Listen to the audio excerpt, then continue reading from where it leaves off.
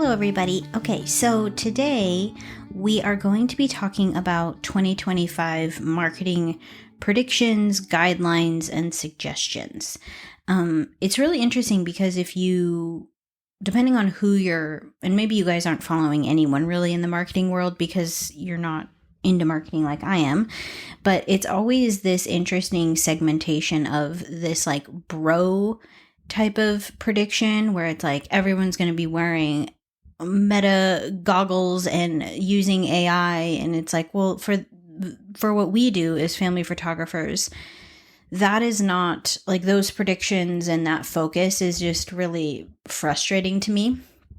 And having started my marketing mentoring calls, the intro calls are some of my favorite because people can kind of choose their own adventure. A lot of it is like, I've had no one to tell how hard or good or frustrating or all of the above it has been as a small business owner. And so that has just been so interesting as a view into what is going on in the minds of so many family photographers, what they're struggling with, what their wins were.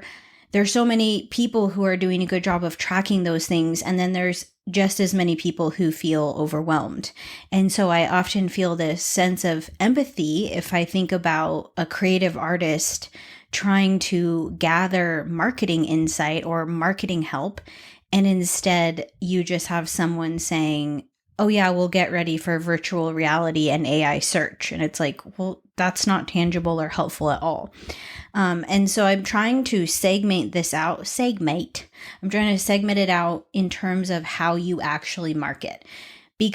So going back to the marketing mentoring, just because it's such a clear window into, I think I've had 5 calls so far, and everyone has a completely different marketing strategy for the most part. And people are leaning into different things and realizing what works for them. And so I'm just going to kind of split this into those groups. So across the board for everybody, no matter what you're doing, you should have a trust building website. And you should have info pages about your session types so that you can send traffic that you're trying to get to those pages specifically, whether that's an Instagram post or an Instagram link or an Instagram story link or a Pinterest post or a Google ad or a Facebook ad or a Facebook post. All of it should be going to a specific place on your website, not just your general homepage, unless you do literally one type of session and that's all you do. That I often see that for like elopement, like micro elopement adventure photographers. Their niche is so specific, they're not serving anyone else. So their entire website can be hyper focused on that one group. But for the vast majority of photographers, family-esque photographers, there's multiple types of sessions within that.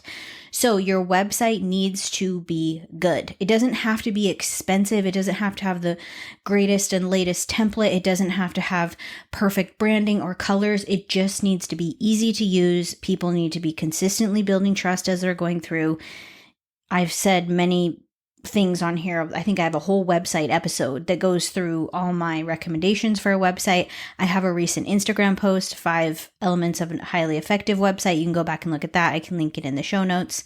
But no matter where you are and what you're doing, if you have a very solid website, then all of the other effort that you put in around the internet and in your town and on print ads or whatever you do is going to be so much more beneficial to you because you won't be losing people in confusion when you send them to your storefront, which is your website. Okay, the second thing is you need to be diversified. I know that you've all heard it a million times, and many marketers took the opportunity of TikTok disappearing to remind everybody that you don't own your social media, but I would be a horrible marketing educator if I didn't bring that up as well. So I don't know actually in person a lot of people who were on TikTok, despite there being 170 million users. It was pretty rare for me, maybe my age or whatever, to actually meet someone who was on TikTok. And I was on there, but it was just mostly for fun for me. I like to gather kind of the trending videos of the day and fun things that are going on. And I watch them with my teen girls. We watch them together because I do not want them to have social media, but I want them to understand where half of the things that their friends are saying or doing or dancing or whatever are coming from. And so that's how that particular app was in my world. But the people that I followed, it was their entire world. And it was on that day that it was going to go away, really sad to scroll through. And of course, it's back now, and what a weird fiasco all of that was. But had it not come back, to think about the work that was lost if those people were too much in denial to try to direct people to other sources of finding them. And for a lot of people, that never would have worked because if you weren't on TikTok, you wouldn't understand it, but there was just a slight magic about the app when it came to storytelling that's very different from anything that Meta has to offer. I personally am not really onto YouTube Shorts, and all the other apps, I'm not on any really other apps. And so that's where you can think empathetically, like, wow, I've my own account, thousands of posts, so much effort has gone into that. But I have, over the past 5 years, worked really hard to spread that messaging around to the point where if someone snatched my Instagram away tomorrow, I feel pretty confident that I could have enough visibility in other places, especially as a working family photographer. The big asset for me there would be my organic SEO coming through on Google, also helped out by Pinterest. And while I was telling one of my marketing students this, but I have purposely never built my business, especially after I started being a marketing mentor, off of an email list. Because if I did that, I feel like I would completely lose track of what it feels like to market without an email list. And that may seem like ridiculous and like, what, Fiona, what are you doing? Like leaving money on the table or bookings on the table.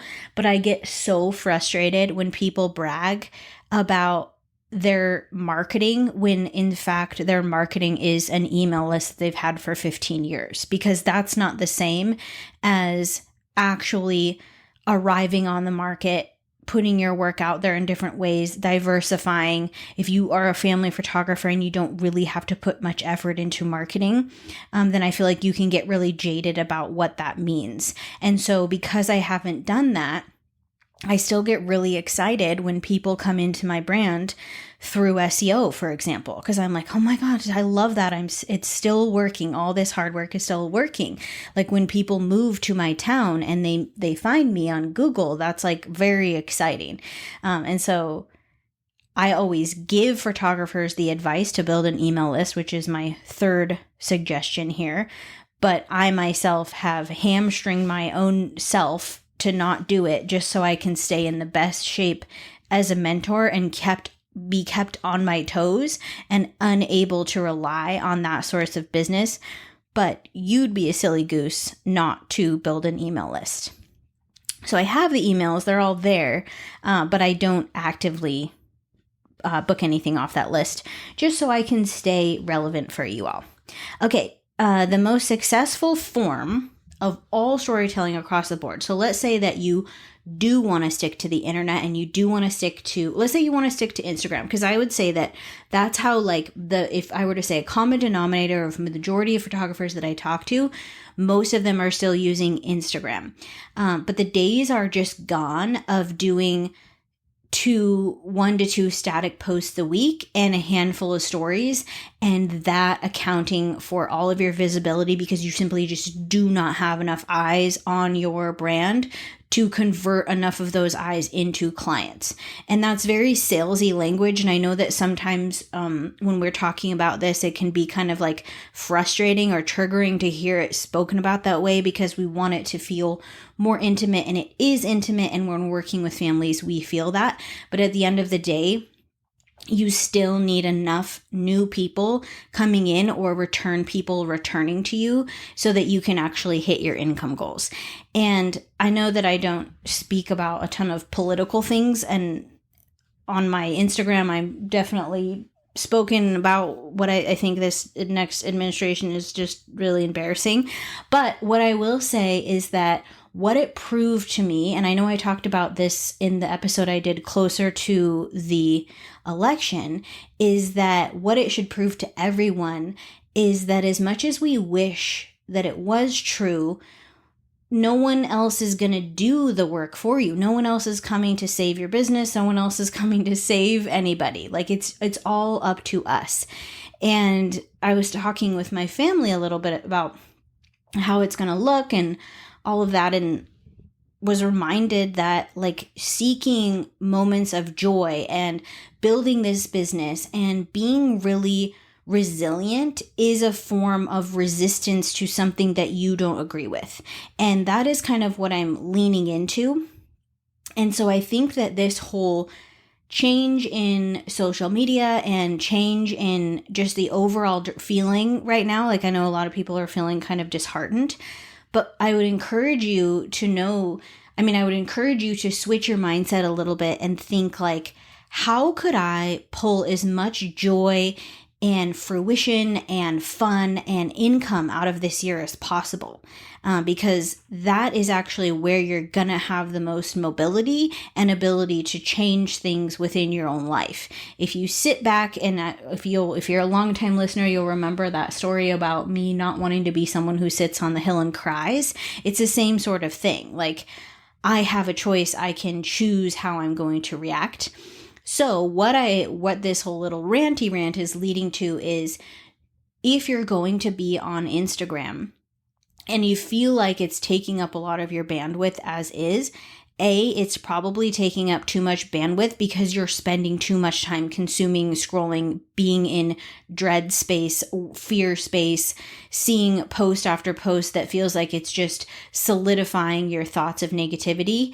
And secondly, it's that the work that you are putting in isn't actually translating in tangible results, which causes our least favorite word, resentment, right? So if you are going to go on Instagram and lean into Instagram, if that's going to be part of your strategy, you need to be a storyteller on there. Like that is just where the app is going. That's where it's pushing you. It's so interesting because now even these little changes, when I open up the app and I'm ready to post, they've switched it. So the button that they want me to be natively on when I'm going to create content is the reel. They've switched it over. Maybe it was like that for other people's accounts, but it wasn't for mine. And if you've seen my account starting this year, you'll notice that I'm doing more reels and I'm actually having a lot of fun with them, just coming up with them. And part of it is a exercise for myself in breaking free even more of judgment that holds me back, because I want to experience as much as I can from my one beloved life that I have here. And I don't want to be sitting in the background wondering like, oh, I wish I would have contributed more. On the flip side, if that's not something that you're interested in, so for example, with the marketing mentoring students, there's a couple of them that are like, I honestly just hate social and I just don't want to be on it. I'll commit to like a handful of posts, 1 or 2 a week or whatever, but I don't want that to be where my visibility comes from, which is totally fine. A couple of suggestions I had for those people are, one is totally leaning into her newsletter. Another is leaning into community. She's partnering with people in her town. She's putting on events. She's very social and outgoing.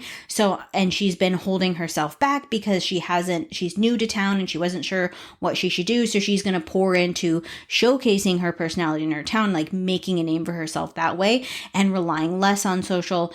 Or you can, and there's a handful of students who their whole goal through marketing mentoring is just getting their first ads up and running so that the ads can be running in the background, gathering that visibility and sending them to high converting pages on their websites. And they do not have to be putting themselves out there in social. So that would be and I do experiments all the time with social. Last year I did with Instagram doing a static post every single day. And the engagement just got worse and worse and worse, and to the point where the last day I did it, I think like 1 person liked my post, and I have 11,000 followers. Like it just got so bad. So I was like, okay, that's not it. Like I took all the data and everything I knew and just made me realize that the app wants you to show up and share short form video. So I am just going to lean into that. That's my experiment for 2025 and see how that changes my life. Now, what it requires me to do is be scared and do it scared anyway. And because there's something about creating short form video that feels like it could garner up more judgment. And I was sharing in the broadcast channel on Instagram that so many times when I've shared things, this has happened way too many times that it should have, that someone has gone to share something I've created and thought they were sending it to a friend and accidentally sent it back to me and said like a snide comment or something kind of not kind. And it's just come right back to me. And I used to, the first couple times when it really wrecked me, but now I'm like, okay, this is almost, and I'm not like a super woo person, but I almost feel like, okay, this is the universe being like, is she still gonna like go through with this even if someone says something negative? And it's like, yes, I'm still here. I'm still gonna do what I want to do. So long ranty rant there, just to say that if you are leaning into Instagram, you are going to be continually frustrated if you are just doing static posts. And every once in a while, one will hit and you'll get great engagement and that'll be good. But if you are thinking in your head that you've checked off all your marketing boxes by just doing that, but your overall pool of visibility is really small, and the little annoying other part is that you, in your true heart, know that you are totally drowning in comparison on the app, your overall experience of marketing your business will be very negative. And thus far, my switch up of just leaning into short form video content has been really fun, and I've been able to play. The true test for me will be once busy season hits, once things get harder, will I be able to stick with that?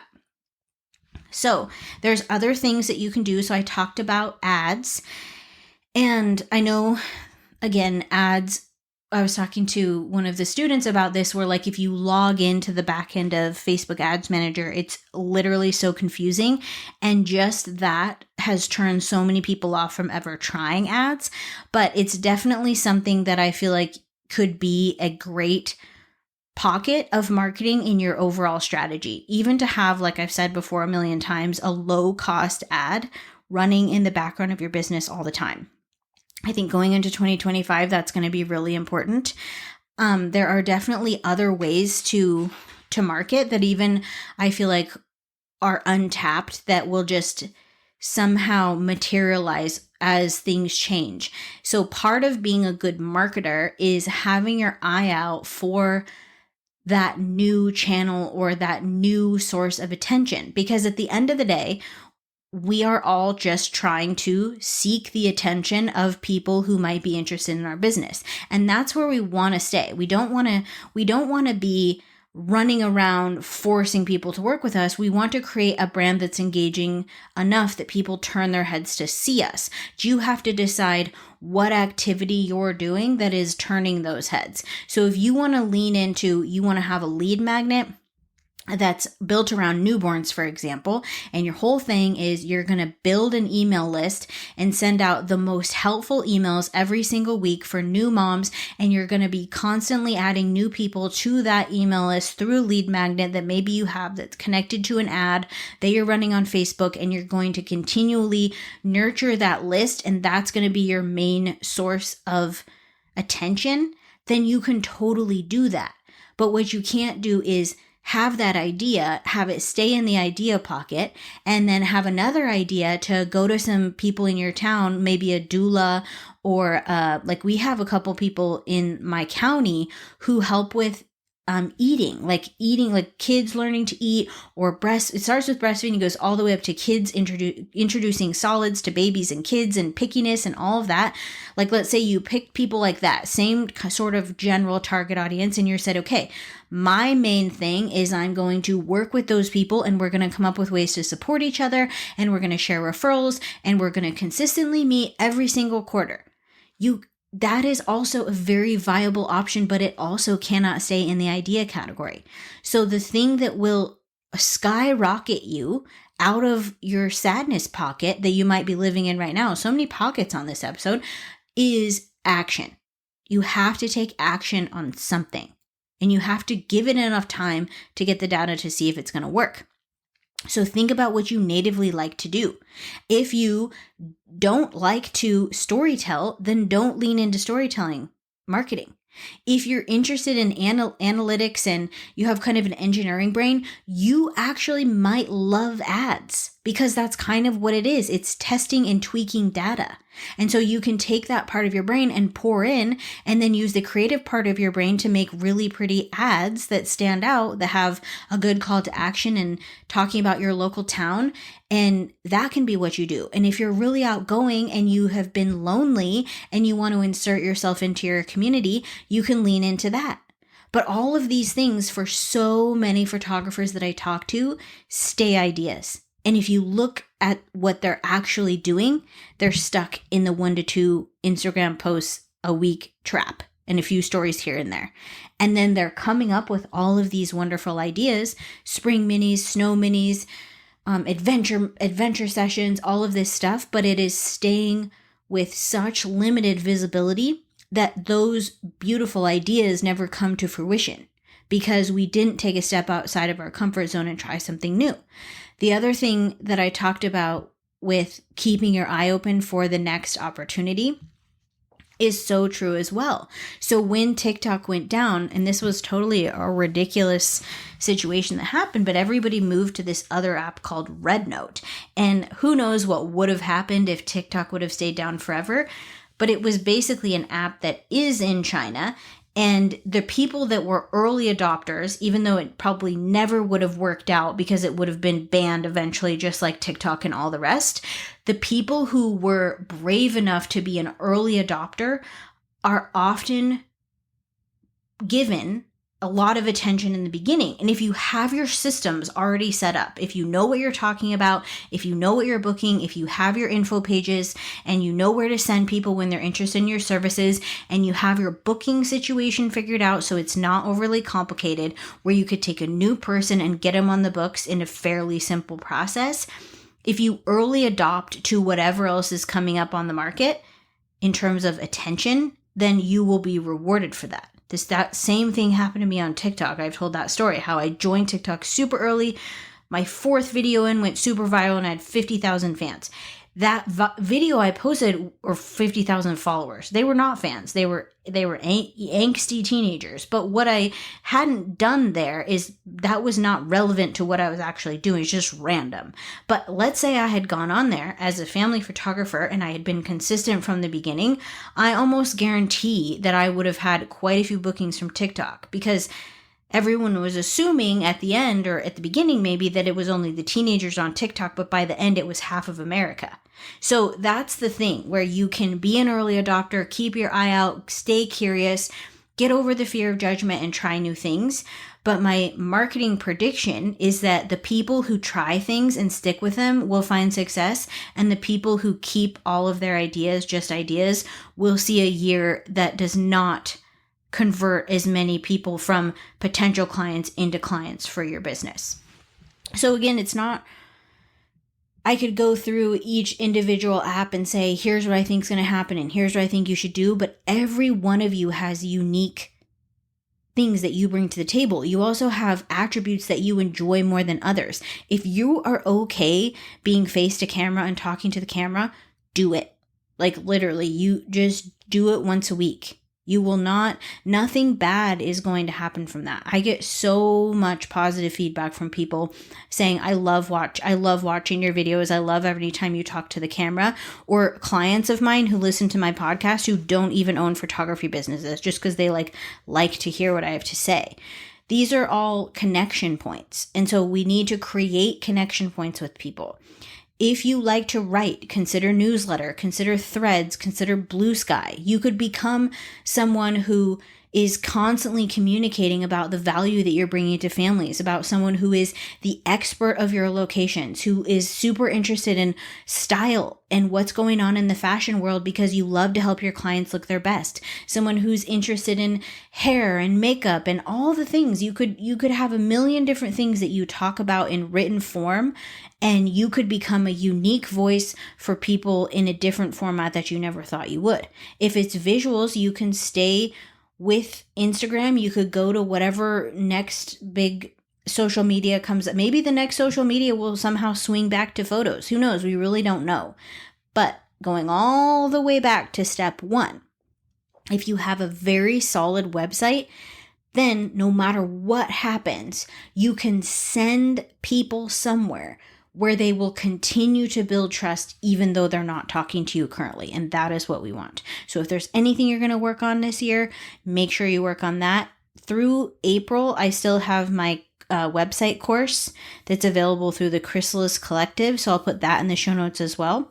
And then if you want to do marketing mentoring with me, it is literally my favorite thing. Like, I will become the person who knows so much about your business. I will have ideas for you. I'll look through everything you're doing. I'm not mean or scary. I'm very silly. There's lots of giggling, but there's also a lot of really helpful critique in here's what we should do and let's try this and you can do it and I'm behind you.